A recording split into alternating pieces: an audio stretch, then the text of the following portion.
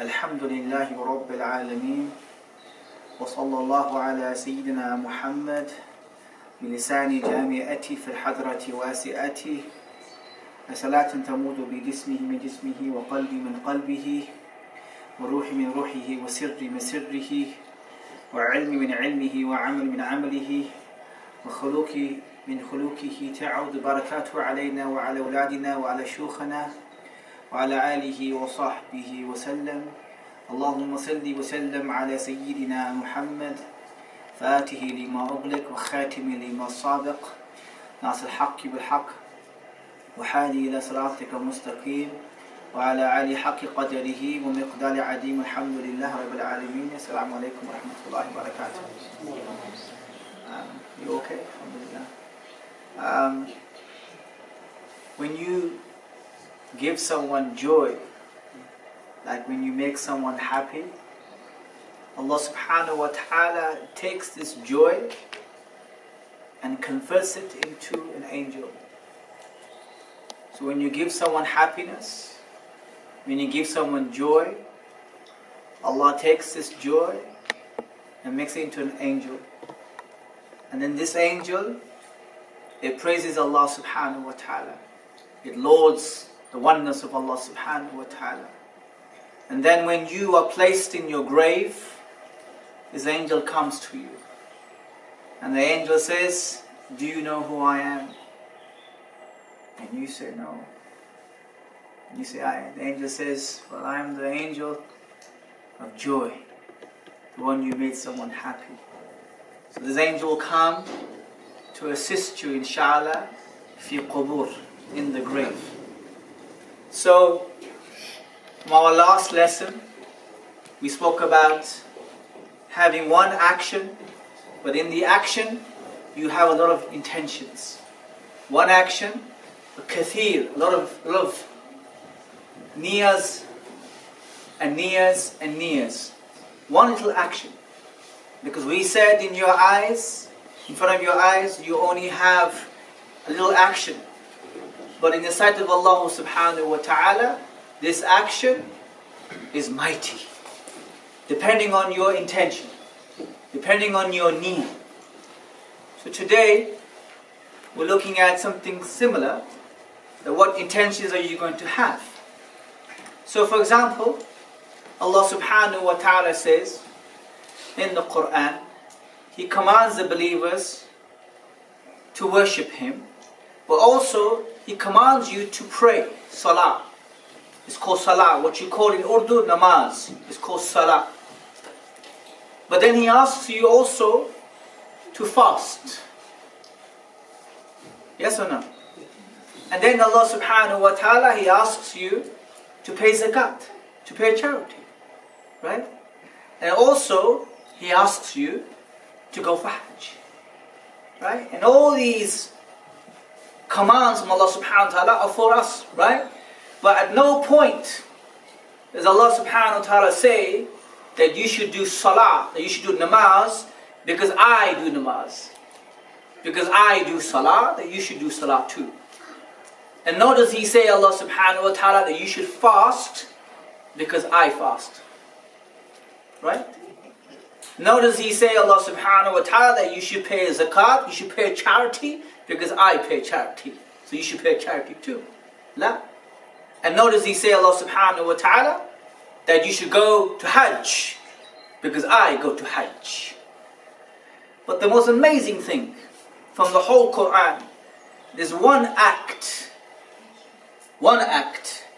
that Allah subhanahu wa ta'ala does Himself. He does His act Himself, and He asks you to do the same act too. So it's not the salah, it's not the prayer, it's not zakat, Ramadan or Hajj. Walakin Allah says in the Quran, إِنَّ اللَّهَ وَمَلَائِكَةُ يُسَلُّونَ عَلَى النَّبِيِّ يَا أَيُّهَا الَّذِينَ آمَنُوا صَلُّوا عَلَيْهِ وَسَلِّمُوا تَسْلِيمًا اللهم صل وبارك عليه. This is the only act Allah subhanahu wa ta'ala, He says, Allah and the malaika and the angels send salutations upon the Prophet sallallahu alaihi wasallam, and he said, "Oh, you who believe, Who's that? Or you believe? That's you. That's Sahaba. That's the jinn. Jinn Muslims too. Yeah, you who believe, send salutations upon the Prophet sallallahu alaihi. Now, so what is the intention? What is your intention when you do salah on the Prophet? In Urdu, they call it durood. It's an amazing word because it's the only word in Urdu that only means that, durood. Because the word salah, ala nabi, or salah, the word salah in Arabic has different meanings. One salah means namaz, and the other salah is dua. So when you say salah ala nabi, you're saying what? Namaz on the Prophet? What are you saying? Pray on the Prophet, right? But it's the same word used. Inna Allaha wa malaikatu yusallun. Yusallun. Yusallun. That's yusallun is used. Salah is used. So what does it mean, Allah's salah on the Prophet? Anyone here? What does it mean, salah on the Prophet? From Allah's salah. You can understand our salah. But the malaika we can understand. But what's the salah of Allah upon the Prophet? Sallallahu alayhi wa Zikr. Zikr, okay. Good answer, yeah. Sending salawat on the Prophet sallallahu alayhi wa sallam. Tayyib, good answer. His mercy, okay. Even though he is mercy himself, the Prophet. Sent as a mercy. Blessings. G. Anybody else? Praise. It's yarfa'u. Allah is lifting him, raising him, his rank. That's the salah. That Allah is raising the Prophet sallallahu alaihi. Right? So if Allah is raising him, so how is it going to affect us? When we do durood upon the Prophet, is there any effect on him if we do the salah upon the Prophet? If we say Allahumma salli ala Sayyidina Muhammad, how is that affecting him? Elevates the rank of the Prophet sallallahu alayhi wa sallam more than before. Carries on elevating. Okay, let's take it this way. One of the sheikhs, Sheikh Muhammad Bashu'ib, he said that if you were to take all the salah on the Prophet, like all the duroods, from the time of Sayyidina Adam till Yawm al-Qiyamah, all the salah on the Prophet, from the time of Adam alayhi salam, all the way till Yawm al-Qiyamah, and every community that's come, and the angels and all the jinn that have come, and you gather all of those salams and salah on the Prophet on one side of the scale, and then you bring one of Allah's on the other side, which is going to be heavier. Allah's. So it doesn't matter what we say, He's already been raised. Sallallahu alayhi. So what we can understand from this is going to benefit us. We will get the benefit by praying on the Prophet sallallahu alaihi wasallam. So what's the niyyah? What is the intention that we're going to have when we pray on the Prophet sallallahu alaihi wasallam? One intention is that ittiba' Allah, that you are following the sunnah of Allah subhanahu wa ta'ala. That's the one intention. So when you say Allahumma salli ala Sayyidina Muhammad, you bring into your mind that you are following the sunnah of Allah subhanahu wa ta'ala. You hear the sunnah of the Prophet, they hear the sunnah of Allah subhanahu wa ta'ala, that He is praying upon the Prophet sallallahu alaihi. Niyyah number 2 is that you make the intention that you are joining the army or the assembly of angels who pray upon the Prophet sallallahu alaihi. And how many angels are mentioned here in the Quran? It says malaika, meaning all of the angels, not ba'du malaika, not some of the angels, but all the angels. Handy, you okay? You okay there? Yeah. All of the angels, right? And then you make the other intention. You make the other intention that you are obeying the command of Allah subhanahu wa ta'ala, because He says, "O you who believe, sallu ala nabi." O you who believe, pray upon the Prophet alayhi salatu wasalam. And you know what? People come to the masjid with a lot of issues. I work here, so we have people come with issues, and some of them come with depression, Some of them come with these other issues, you know. And what I have seen, and the proof is in the pudding, if you were to pray on the Prophet sallallahu alaihi wasallam, you were to pray, majority of the cases are resolved by praying on the Prophet alayhi salatu wasalam. Resolved. You get people here, you know, I have nightmares, they tell me. I see jinn in my dreams. I've been attacked. My wife beats me. I get all this stuff. I get all these type of different problems, you know, these violent women. And so we just say, brother, pray on the Prophet, Allahumma salli ala Sayyidina Muhammad. Because one of the benefits, and we have covered this before, but it's a good reminder. It's a good reminder what the shuyukh say about praying on the Prophet alayhi salatu wasalam. One of the benefits, and many of the benefits of praying on the Prophet alayhi salatu wasalam. We said in our last few lessons, yeah, because you want to be near the Prophet, am I correct? Antum turid, antum ma'a nabi. You want to be with the Prophet sallallahu alayhi wasallam. And one of the signs that you love something or love someone, you're always talking about that person. You're always thinking about that person. So when you hang around with the boys, when you hang around with the lads, you sit down and you listen what they're talking about. Because that, whatever they talk about, has occupied them. It occupies the whole existence. So if you have someone who's always talking about cars, mobile phones, new games, then you know what's taken over them. But then you have people who always talk about the Prophet sallallahu alaihi wasallam. It's always about the Rasul sallallahu alaihi wasallam. And then you realize what's taken over them. Right? And you always see them glowing. They're always happy and smiling and cheering. Why? Because they have a connection with Rasul sallallahu alaihi wasallam. And this is one of the things that we can say. So one of the sheikh, the great sheikh, his name was Habib Abdul Qadir ibn Abdul Rahman al-Saqaf. Okay, so Habib Abdul Rahman, Habib Abdul Qadir ibn Ahmed al-Saqaf. What's his name again? Habib Abdul Qadir ibn Ahmed ibn Abdul Rahman al-Saqaf. What's his name? Saqaf. Habib Abdul Qadir Saqaf. Right? And he's buried next to Lady Khadija. Okay, where's Lady Khadija buried? In Makkah. Where Makkah? Near Kaaba is. Everything is near Kaaba in Makkah. So like, where do you live? I live in Maidenhead. Where? Near the mosque.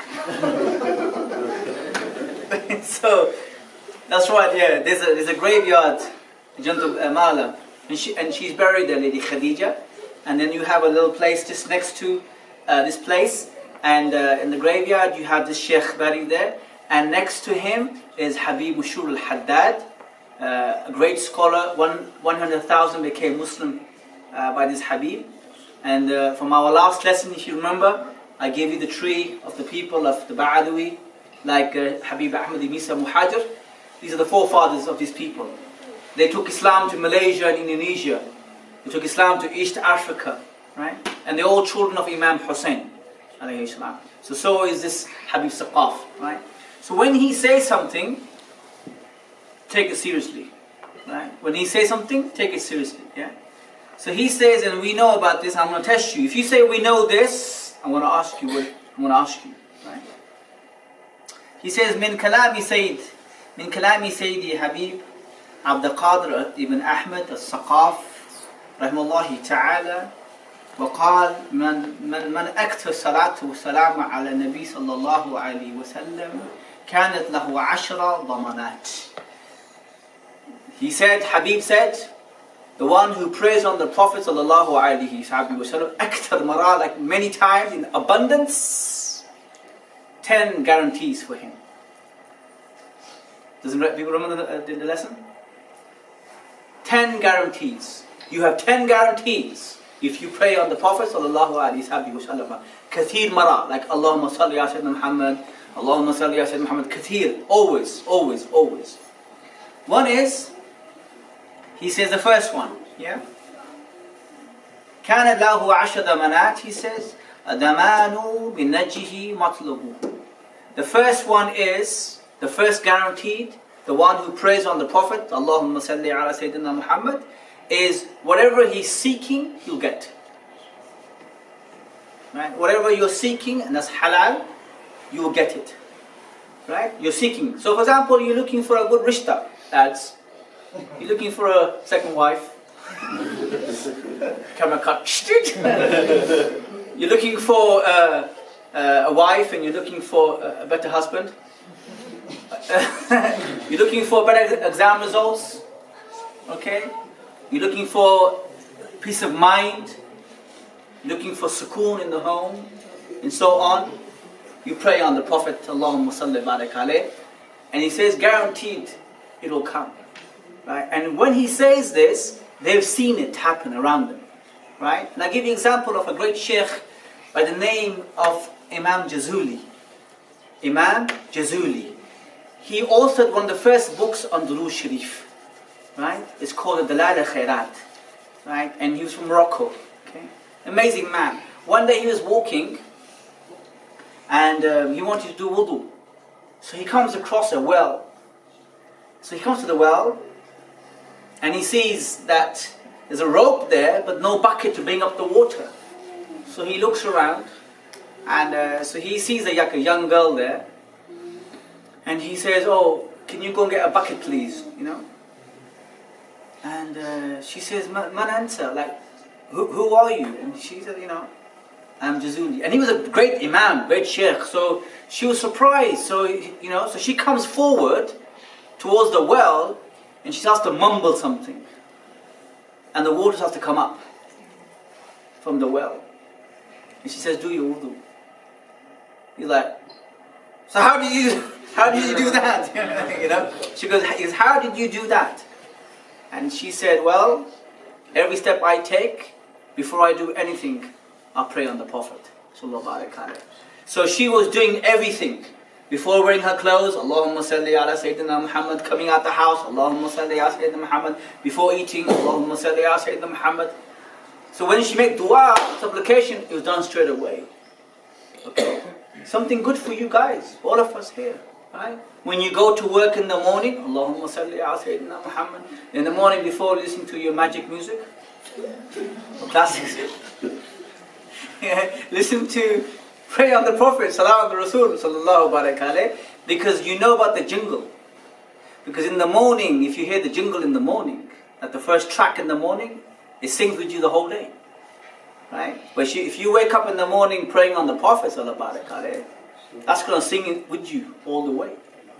Right? So your heartbeat is going to be beating with salah on the Prophet, sallallahu alayhi barak alayh, not with Lady Gaga.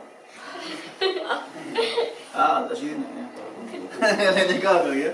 Not that I know her. It's a dawah. I don't know these things. No? So there's khair in it, you know, khair in this, alhamdulillah. Also, it gives life. It gives life to the hearts when you pray on the Prophet alayhi salatu wasalam. This is a story I've told a few times here, and you should know the story because stories are told a few times, not because they sound nice, it's because to derive lessons from them, to take out lessons from them, right? And the story is a man by the name of Hassan Basri, Imam Hassan Basri, and he was a student of Imam Ali. We all know Imam Ali. We know Imam Ali radiyallahu anhu. We know Imam Ali. He had a student, one of the students is called Imam Hassan Basri. He was from the great Imams of Tabi'een from Iraq. Right? So you have the first generation known as Sahaba, and the next generation, the people who followed, are the Tabi'een. Right? And he was the Imam of Tabi'een, Sayyidina Hassan Basri. So he used to have big gatherings in Iraq, Basra, right? And so one day, this woman came to him, and she said to him, "Ya Imam," she said, my daughter passed away, and I want to see, أنا نتمنى أن أشوفها في قبرها. I want to see how she is in her grave. I want to see her state. So So the Sheikh gave her something to read and said, go home and read this. So the next day she comes back, but this time she comes back crying, weeping. So he says, Ma shufti, what did you see? And she says, Ana shuftu binti fi hal musiba. I saw my child in a horrific state, in a very, very bad state. So then she goes away, and that night Sheikh Hassan Basri, he goes back home, and before he goes to sleep he prays on the Prophet sallallahu alaihi wasallam, Allahumma salli ala Muhammad, and then he goes to sleep. When he goes to sleep he sees a dream, and in the dream he sees himself walking in a bustan, like in an orchard. This beautiful orchard, and he walks around and he sees this beautiful lights and delights, and then he sees a throne, and on this throne he sees this girl sitting there, right? And she's shining, and she's got a taj, she's got like this crown. So he goes up to her and he says, Man anti, like who are you? And she said, I am the daughter of the one who came to you yesterday. And then he said, وَلَكِنْ أَنَا سَمِعْتُ أَنْتِ فِي حَالِ مُصِيبَةٍ. I heard that you were in a horrific state, that you were in a bad state. And she said, كُنَّنَا, all of us were. There were 70,000 graves, and all of us were in a horrific state, all of us. وَلَكِنْ مَرَّ رَجُلٌ صَالِحٌ. A righteous man passed by. A righteous man passed by the graveyard, and he stopped outside the graveyard. And nadara alayna, he looked at all the graves. And then he said, Allahumma salli ala Sayyidina Muhammad. And the man said, Allahumma salli ala Sayyidina Muhammad. And when he said that, he sent the reward of that upon all of us. And he said, the moment he did that, تَتَغَيْرُ حَالُنَا, all our states changed in the grave. All of us changed. By him just saying one, Allahumma salli ala Sayyidina Muhammad. Right? What does that mean, guys? What does that mean? That one salah on the Prophet, one salah on the Prophet, has an effect on those who passed away. So how about those hearts that are dead? Are you with me? Because we have hearts, like Amjad. We have hearts. we have hearts that it doesn't matter what happens. They're just sleeping. They're just dead. So they need a jump start.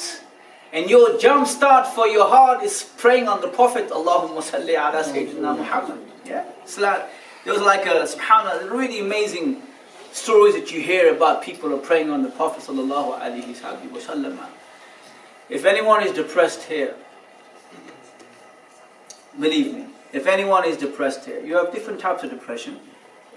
You have depression that is a mental illness, and you might need to get treatment, medical treatment. But then you have spiritual depression, right? And the best way to revive your tradition, your hearts, to wake up yourselves, is to pray on the Prophet sallallahu alaihi wasallam. So by saying Allahumma salli ala Sayyidina Muhammad, Allahumma salli ala Sayyidina Muhammad, Allahumma salli ala Sayyidina Muhammad, you're walking down, Allahumma salli ala Sayyidina Muhammad, and a time will come. Initially it's going to be difficult because, but then suddenly it's going to flow. It's going to flow. Allahumma salli ala Sayyidina Muhammad, Allahumma salli ala Sayyidina Muhammad. And you see nothing but khair. And this type of depression that you have, inshallah ta'ala, it's going to go. It's going to go, yeah? I'll give you an example of these amazing people, subhanAllah. There's a man from Sudan, if you go to Medina, you have some really amazing people sitting in Medina, with no passports. They're sitting at the Medina mosque, they have no passports, no papers, just hanging around Medina as you do, just hanging around, A bit like Bradford, huh? So, no papers, nothing, they just... and no jobs, nothing. But alhamdulillah, they're just there, They want to have the Baraka of the Prophet. So a few years, and the Saudis, they do raids. They come in, and check your papers, And so once they had this raid, and this guy was there from Sudan. They said to him, Ana waraqat, where are your papers? He says, Ma'indi, I don't have any papers. He says, alright, arrest this man. Yeah, arrest this man. Yeah, take this man, take this man. So they arrest him and they take him to Jeddah. When they come back, he's sitting there, back in Medina. No. So get this man, arrest this man and take him back. So they grab him, they take him back to Jeddah. They come back, he's sitting there. Right? So this is now, listen mate, we've arrested you, right? You can't come back here. So this has happened a few times. So they say, alright, we're going to deport this man. Make sure he gets him onto the plane. Okay? And make sure he leaves the country. So they take him to the airport, handcuffed. And when he's just going to be deported, the officer gets a phone call and saying, can you bring this man back? So when this man comes back, he goes to the supervisor who signed the contract, signed the for him to be deported. When he walks in, this man stands up for him and says to him, Man anta? Who are you? Who are you? And this man said, Ana Muskim in Sudan. I'm just a poor man from Sudan, right? And the man said, why? Why are you asking this question? So the man said, when I was writing to deport you, I looked up and there was a man standing there in front of me. And the man said to me, is this how you treat my guest? And the man said, who are you? He said, Ana Rasulullah. I'm the Prophet. And the man says, like, Ma turid ya Rasulullah. Like, ala rasi, like my head is for you. Ma turid, like what do you want? Right? And the Rasul said, let my guest go. Right? And they take him back, they give him a car ride back to Medina. Right? And if you go to Medina, you still see him there. You still see him there. And there's many people like that who just sit there, just praying on the Prophet ﷺ. And even here, people that we know here, in this place here, in England, right? You find some amazing people who are always praying on the Prophet ﷺ. One of them we met when I was in Damascus. His name, he passed away. His name was Sheikh Ahmed Habbal. What's his name? Sheikh Ahmed Habbal. And the man was over 100 years old. He did 80 Hajj. 80 Hajj. Right? 100 years old.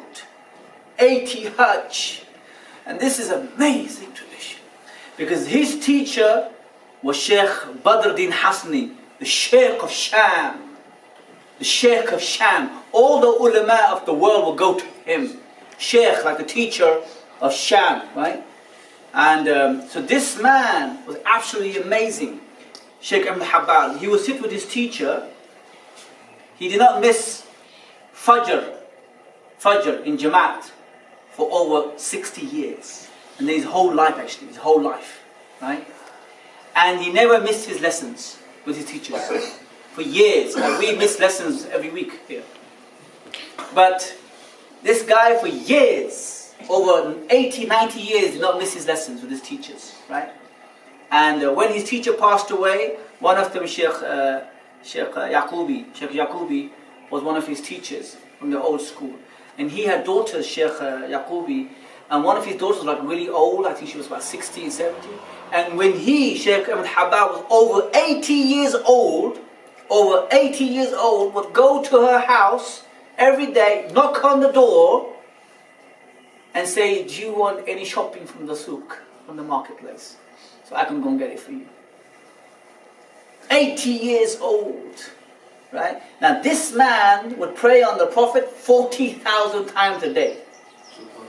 40,000 times a day. Barakat, in your time, you can do a lot.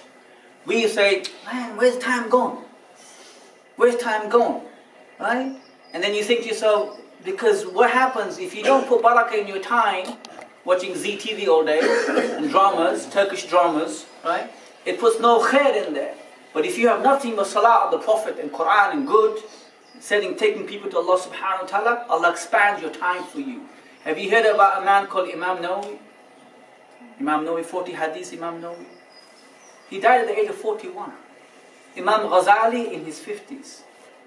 They're all young people, but there's so much barakah in their time. So much barakah in their time. Yeah? And so we're talking about niyana, about intentions. How people, if you have one small action and you ram-pack that action with intentions, you will get barakah and reward for each niyyah you make. Let's give you an example of a man called Usman Ghazi. Usman Ghazi, right? Usman Ghazi was a good man, like Usman. Yeah?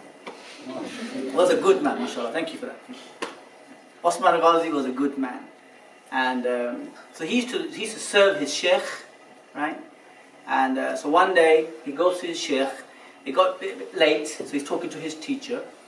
And the sheikh said to him, stay over.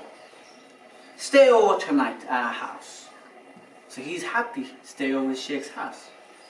So they go upstairs and he's got a servant. So the sheikh's servant shows him the room and he goes inside and he says, okay, this is your room.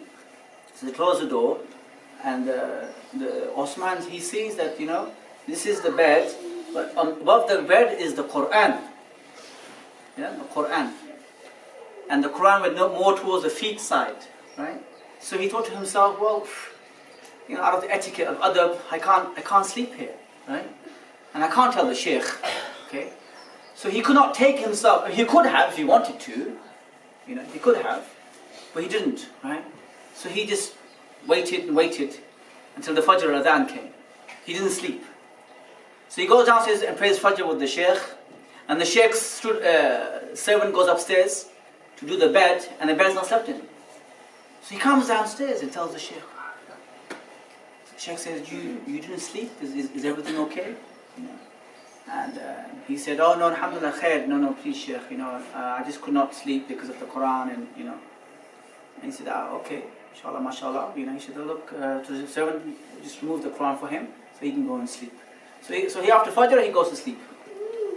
When he wakes up, he comes downstairs and says, Sheikh, I saw a very strange dream. So the Sheikh said, all right, sit down. What dream did you see? He said, Sheikh, I saw that from my chest is a tree coming out. A tree. And this tree is coming out, and the branches spread to the east and to the west. And the Sheikh said, you saw this dream? He goes, yeah, I saw this dream. He said, well, I can only explain to you on a condition. He goes, yes. You marry my daughter. And the guy goes, I'll marry your daughter. Yeah, I'll marry your daughter. So the Sheikh said to him that this means that you and your children will rule the world. That you and your children will rule the world. And who is this man? He's the founder of the Ottoman Empire. You know the Ottomans? The Ottomans, this is Usman Ghazi.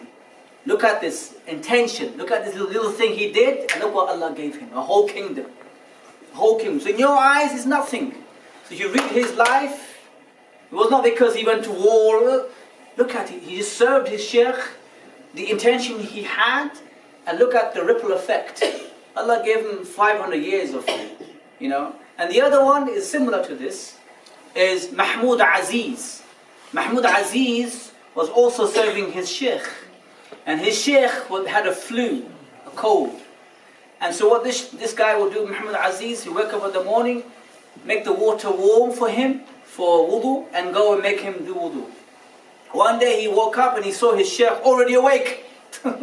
So he gets up, he runs up to him, and the sheikh is already pouring water, and he runs up to him, no, sheikh, I will do it, So he takes the water and puts it on his chest, right?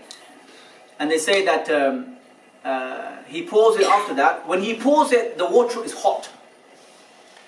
The water is hot. And he said, how did you do that? How did you heat that?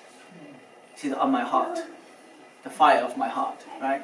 So he said, you will be right in front of leaders. You will lead people, right? Who is this man? He is the one who advised Sultan Ahmad I to build the Blue Mosque in Turkey, right? He's this one.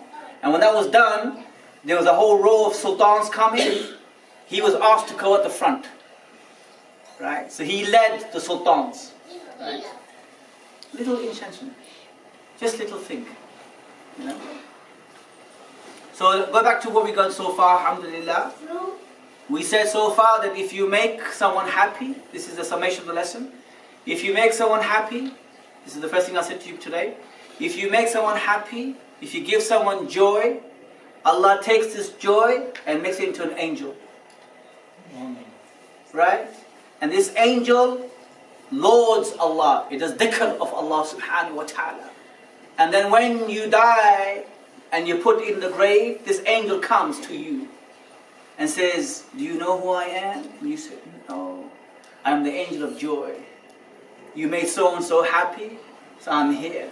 So inshallah ta'ala, try to make people happy, Pakistan youth. I know it's hard. I know it's difficult, but it can be done, you know. Inshallah ta'ala, we stop here. Any questions so far on the praying on the Prophet sallallahu alaihi wasallam? Yeah.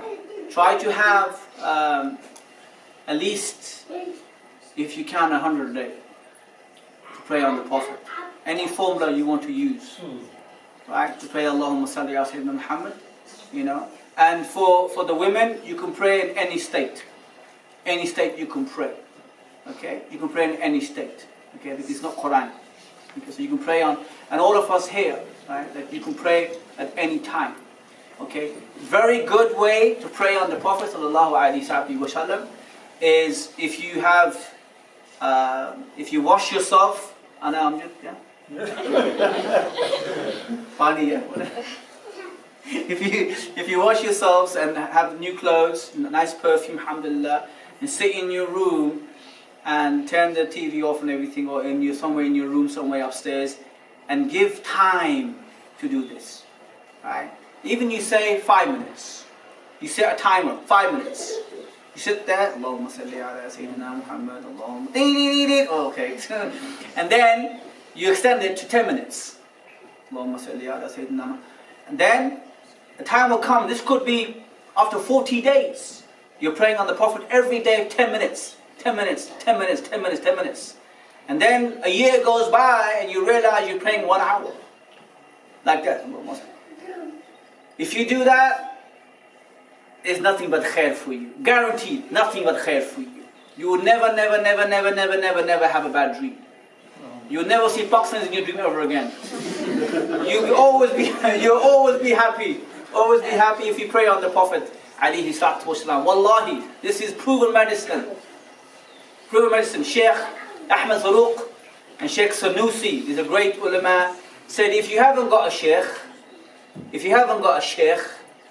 praying on the Prophet is your sheikh. Alright, so inshallah ta'ala one more example for you just to keep you happy. Yeah.